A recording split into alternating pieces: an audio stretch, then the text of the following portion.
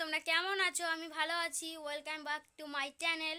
আশা করি তোমরা ভালো আছো, আমি ভালো আছি। আজকে আমার পেটটা খুব খারাপ, তাই জন্য দিদি আমার জন্য গন্ধ পাতা রান্না করেছে। আসলে আসলে তোমাদেরও তো পেটে ব্যথা হয়, দেখো কি খেতে হয় পেটে ব্যথা হলে। পেট খারাপ হলে তো কি খেতে হয় তোমরা দেখো। আমার দিদি এই যে গ্যাদল পাতা রান্না করছে। এই দিদি গন্ধ পাতা রান্না করেছে, আমার তরকারি করেছে দেখো। এই দেখো, এই দেখো আমার দিদি রান্না করছে। হাই।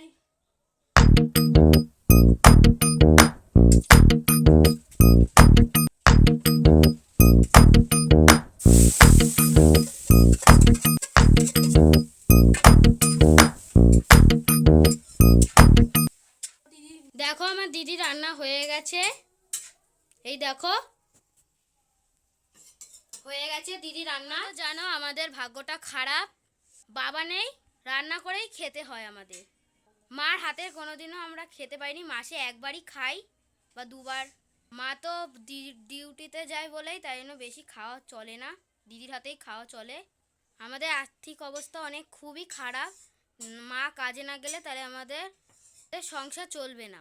ভিডিওটা ভালো লাগলে অবশ্যই লাইক করো, সাবস্ক্রাইব করো, শেয়ার করতে একদমই ভুলবে না, আর বেল আইকন দাবাতে একদমই ভুলবে না। ওকে, বাই বাই, আবার পরের ব্লগে দেখা হচ্ছে।